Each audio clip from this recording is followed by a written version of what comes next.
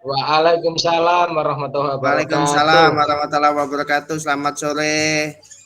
Ya, selamat datang peserta kegiatan Bapak Samsul sebagai Ketua Yayasan. Selamat datang. Kemudian dan Kepala Sekolah Pak Hendro, Bu Ninis, Bu Dian. Apa kabarnya pagi hari? Apa kabarnya sore hari ini, Bapak dan Ibu? Sehat, kuat, luar biasa.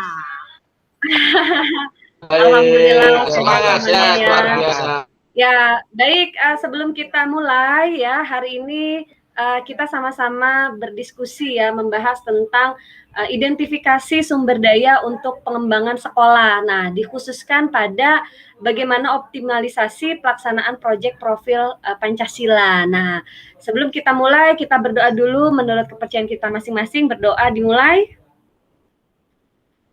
Selesai. Ya.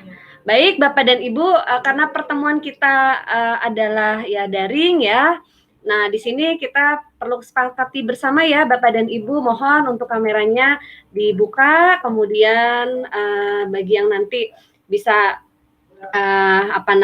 suaranya ya, kemudian aktif mencatat, berpartisipasi, kemudian nanti untuk bergiliran bisa raise hand ya. Dan kita kita coba untuk efektivitas juga dari segi waktu. Kira-kira sepakatnya nih Bapak dan Ibu untuk pertemuan kita hari ini?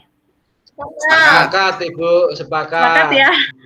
Oke, sepakat. Baik ya. Nah, jadi kita ketahui bersama Bapak dan Ibu ya. Jadi pada kesempatan hari ini mohon izin ya Ketua Yayasan Pak Samsul dan Kepala Sekolah ya. Ini kita kan merasa perlu ya untuk bisa mengembangkan sekolah begitu. Dalam hal ini adalah bagaimana mengoptimalkan pelaksanaan proyek pelajar Pancasila seperti itu. Nah, menurut Bapak Ibu ya, menurut Bapak Ibu ini seperti apa? Nah, jangan dijawab dulu Bapak dan Ibu karena dari tadi kita berdoa, kemudian kita membuat kesepakatan, kita belum melakukan ice breaking ya. Nah, kita lakukan ice breaking dulu nih ya. Oke, bisa ikuti saya Bapak dan Ibu, tangan ke atas. Siap. Tangan ke atas, oke. Kemudian diputar-putar. Yes. Yes, oke. Jadi tangan di atas, putar-putar.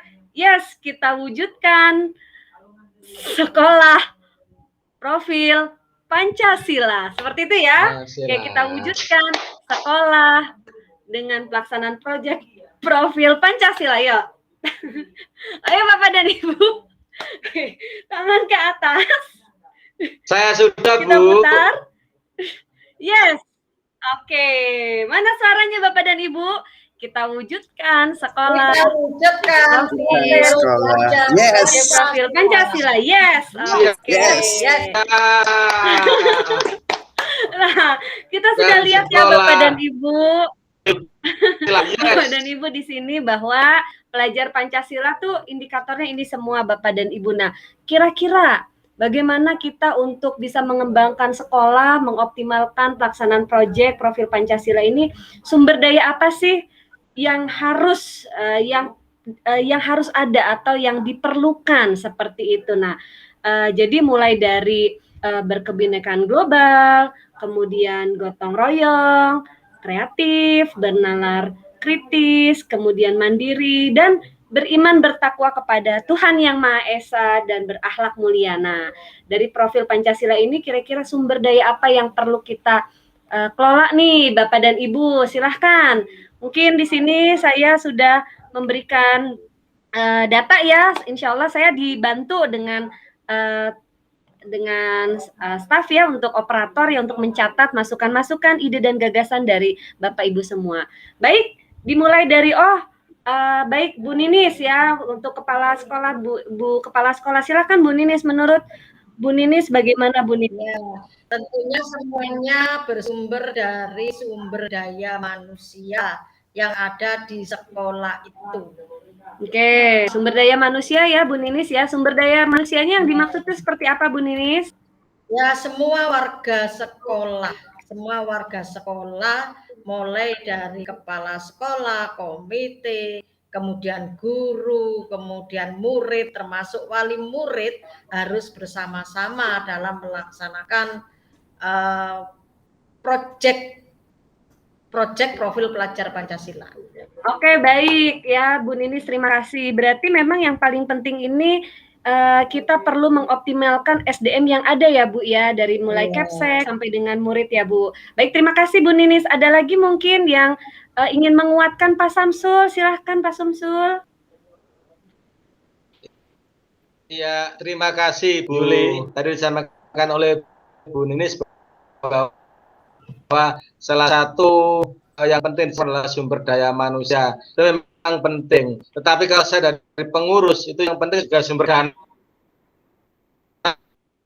Bu. Sehingga lembaga bisa berjalan.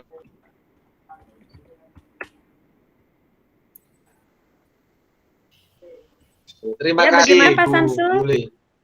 Oh ya, baik Pak Samsul, terima kasih. Jadi karena Pak Samsul ini dari Ketua Yayasan ya, selain sumber daya manusia, juga kita perlu mengoptimalkan sumber pendanaan. Begitu ya Pak Samsul ya? Ya, betul Ibu. Oke, baik. Sumber dana. Ya, baik, terima kasih ya. Betul. Ya, terima kasih Pak Samsul. Kira-kira kenapa ya Bapak dan Ibu kita memerlukan sumber pendanaan nih? Barangkali mau ada yang menambahkan atau menguatkan, apakah hanya ketua yayasan yang memang memerlukan sumber daya dari hal pendanaan ini, atau bagaimana kira-kira? Ada yang bisa menambahkan atau memberikan ide? Silahkan Pak Hendro. Baik, kalau menurut saya juga kepala sekolah perlu itu, karena nanti pada saat implementasi biasanya yang menjadi penanggung jawab atau pengarah itu adalah kepala sekolah. Jadi kepala sekolah perlu untuk bisa mengetahui pos-pos apa saja yang nanti kemungkinan bisa atau ada beban anggaran atau yang sejenisnya, sehingga kegiatan bisa berjalan dengan lancar. Kira-kira begitu, Bu. Oh ya, baik. Jadi menurut Pak Hendro ini sumber pendanaan diperlukan karena untuk mengetahui bagaimana beban belanja ya, seperti itu ya, beban anggaran ya Pak Hendro ya. Ya. Oke. Iya betul. Kan kita biasanya merancang kegiatan itu berbasis anggaran biasanya. Oke, baik. Lantas untuk menuju proyek profil Pancasilanya atau mengoptimalkannya ini bagaimana kira-kira di sumber dananya ini? Kenapa sumber dana ini diperlukan? Untuk dicantumkan kegiatannya atau bagaimana kira-kira?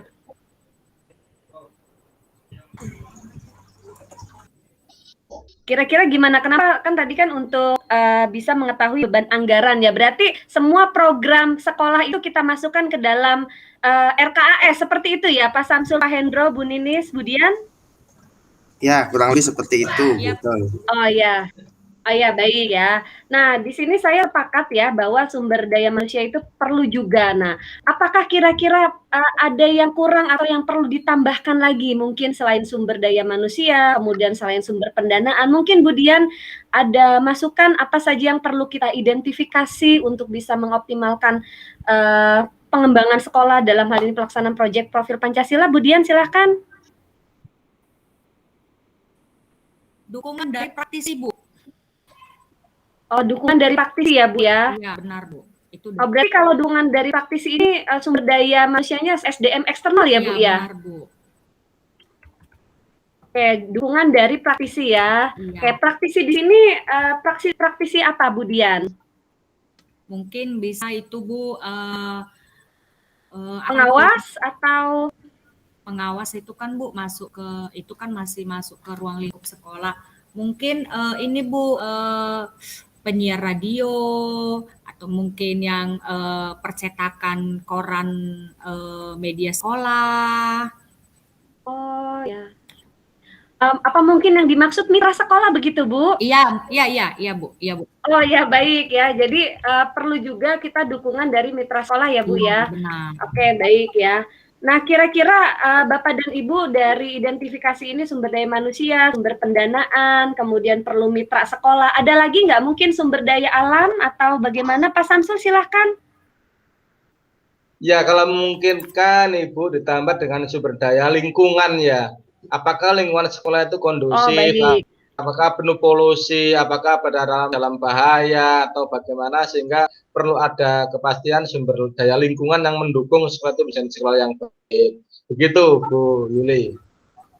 Oh ya, baik. Terima kasih Pak Samsul ya. Kira-kira Bapak dan Ibu setuju nggak apa yang disampaikan Pak Samsul?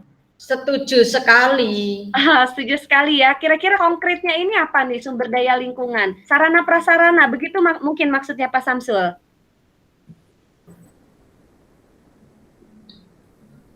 Bisa Bagaimana?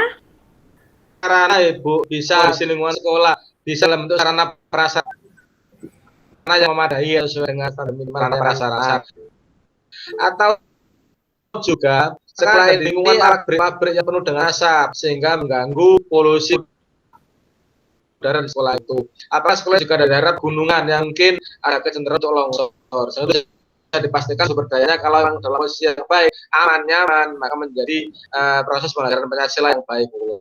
Nah, barangkali itu Bu Yuli.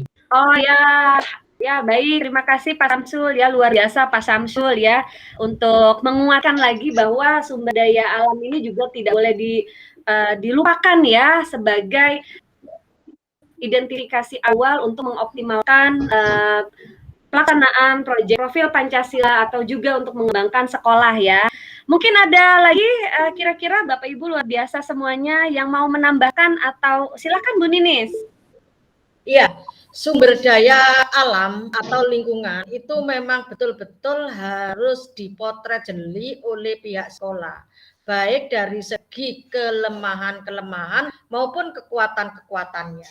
Kalau dari sudut kelemahannya, bagaimana melalui proyek profil pelajar Pancasila, anak-anak diajak untuk meminimalkan kelemahan itu melalui suatu karya nyata yang dikemas dalam proyek profil pelajar Pancasila. Kemudian kalau ditinjau dari kekuatannya, bagaimana dengan kekuatan, dengan potensi-potensi itu melalui proyek profil pelajar Pancasila akan menjadi lebih berdaya guna. Sebuah contoh ada di sekolah lingkungan saya, itu saya pernah berkunjung gitu aja ke SMP 18 Surabaya. Karena di sana itu sekolahnya punya lahan yang luas, di belakang sekolah itu ada pohon sukun, ada apa ya. Maka dia membuat sebuah proyek-proyek yang terkait dengan potensi lingkungan alam di sana, dari sukun, es krim sukun, keripik sukun, bla bla bla bla. Sehingga ini akan kami adopsi ke sekolah saya. Kebetulan di sekolah saya itu lingkungannya adalah labu kuning. Bahkan labu kuning itu kondisi aman.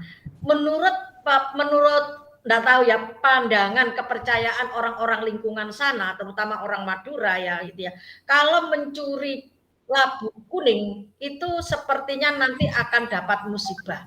Sehingga sangat aman sekali dan banyak. Nah, bagaimana labu kuning ini nanti harus diberdayakan, misalnya menjadi karya-karya seperti yang saya sampaikan.